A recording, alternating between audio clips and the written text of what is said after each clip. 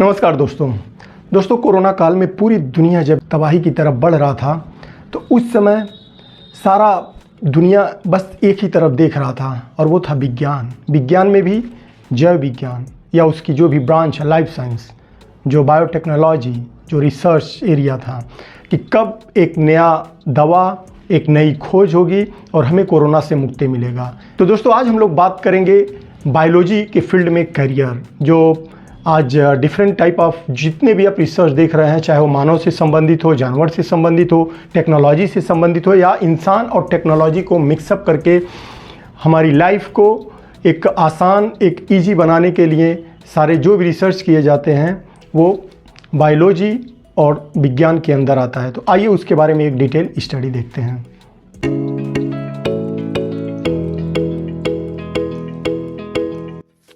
नमस्कार दोस्तों आज हम लोग बात करेंगे बायोलॉजी के बारे में।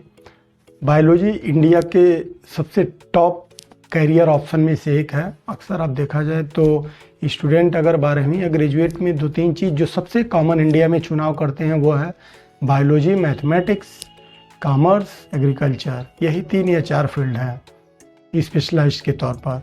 तो अगर हम बायोलॉजी की बात करें तो एक बहुत बड़ा फील्ड है। चाहे हम घर के बाहर या छोटे कस्बे में आप देखेंगे तो बहुत सारे बायोलॉजिकल से संबंधित जितने भी प्रोफेशनल्स हैं वो मिल जाएंगे। चाहे वो डेंटल के तौर पे काम कर रहे हों, चाहे वो मेडिकल स्टोर पे काम कर रहे हों, चाहे नर्स के तौर पे काम कर रहे हों, चाहे डॉक्टर के तौर पे काम कर रहे हों।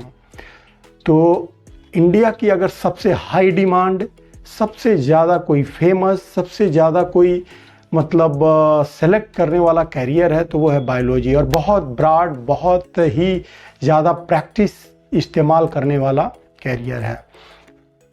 दोस्तों अगर हम इसका डिटेल में जानने का प्रयास करें तो बायोलॉजी 12th में सेलेक्ट किया जाता है। 10th के बाद से मैथ्स ग्रुप या बायो ग्रुप, कुछ ऐसे बोर्ड हैं जैसे ICSE हो गया जो बायो और मैथ दोनों साथ में पढ़ाता है, लेकिन मैक्सिमम CBSE स्टेट बोर्ड वो लोग अलग कर देते हैं, सेपरेट कर देते हैं मैथमेटिक्स ग्रुप को और बायोलॉजी ग्रुप को। तो biology group specially study of the bios, मतलब लिविंग ऑर्गेनिज्म का स्टडी करना बायोलॉजी ग्रुप कहलाता है। मैं खुद एक बायोलॉजी का स्टूडेंट रहा हूँ, BSc किया, उसके बाद MSc इन्वायरमेंटल साइंस किया, तो थोड़ा सा इसके बारे में ज़्यादा डिटेल से समझ सकते हैं।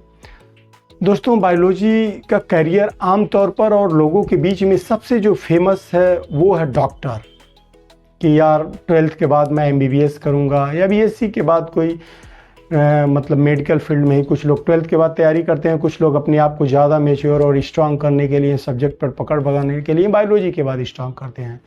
तो सबसे नंबर 1 प्रियॉरिटी होती है वो होता है मेडिकल का चुनाव करना। उसके बाद BSc, MSc और PhD भी करते हैं बायो ग्रुप से, जिसमें जूलॉजी, बॉटनी, केमिस्ट्री या फिर माइक्रोबायोलॉजी या फिर environmental science, life science, biomedical, genetics, forensic, अलग अलग सब्जेक्ट से वो लोग डॉक्टरेट करके एज ए प्रोफेसर भी ज्वाइन करते हैं अलग अलग इंडस्ट्री में। उसके अलावा अगर देखा जाए तो डॉक्टर के अलावा अगर सेम मेडिकल प्रोफेशन में हम बात करें तो फार्मासिस्ट होता है, जो फार्मास्यूटिकल साइंस का स्टडी करके फार्मासिस्ट के तौर पर काम करते हैं। इसमें भी अगर आप डॉक्टरेट तक करते हैं तो प्रोफेसर बन सकते हैं, रिसर्चर बन सकते हैं। जो ड्रग इंस्पेक्टर होते हैं डिस्ट्रिक्ट पर, वो भी बायोलॉजी स्टूडेंट वाले ही होते हैं, जो मतलब फार्मेसी का स्टडी किए रहते हैं, और वो B फार्मा, M फार्मा के बाद as a drug inspector select होते हैं।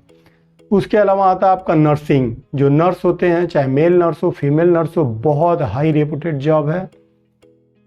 इसको करने के लिए भी बायोलॉजी स्टूडेंट की भी ज़रूरत होती है। डेंटिस्ट बनने के लिए, आई स्पेशलिस्ट या आई टेक्नीशियन बनने के लिए, डर्मेटोलॉजिस्ट हो गया अलग स्पेशलाइज। उसके अलावा जो रेडियोलॉजिस्ट हो गया, एक्सरे टेक्नीशियन हो गया, ये सारा स्पेशलाइज्ड कोर्स करने के लिए आपको बायोलॉजी की ज़रूरत पड़ती है। इसके अलावा अगर हम बात करें तो सेम मेडिकल फील्ड में ही एज ए माइक्रोबायोलॉजिस्ट या पैथोलॉजिस्ट काम करते हैं।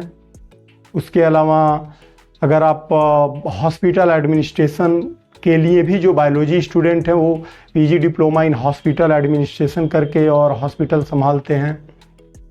ठीक इसी तरह से अगर हम थोड़ा सा हट करके बात करें तो जेनेटिक इंजीनियरिंग, जो स्टडी ऑफ द जेनेटिक्स होती है, जो हमारा माइक्रोब्स होता है कि एक इंसान का जो कैरेक्टर, एक इंसान की जो एक फैमिली का जो मतलब कैरेक्टर हो गया, बातचीत हो गया, बीमारी हो गई, जो एक फैमिली से दूसरी फैमिली में मतलब एक बाप से बेटा, बेटा से उसके बेटा में ट्रांसफ़र होता है, ये होता है study of the genetical science. मतलब जो क्रोमोसोम्स का स्टडी होता है वो जेनेटिक इंजीनियरिंग के अंदर स्टडी की जाती है।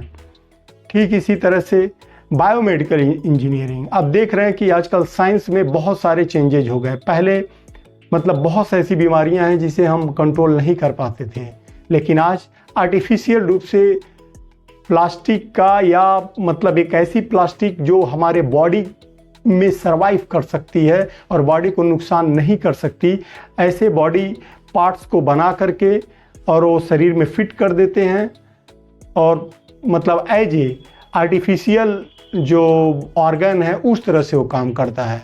ये स्टडी बायोमेडिकल इंजीनियरिंग कहलाता है।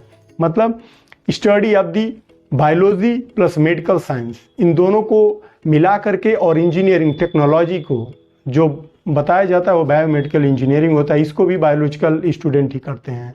जेनेटिक इंजीनियरिंग करते हैं। उसके अलावा आपका biotech engineering, same study of the technology and biological science.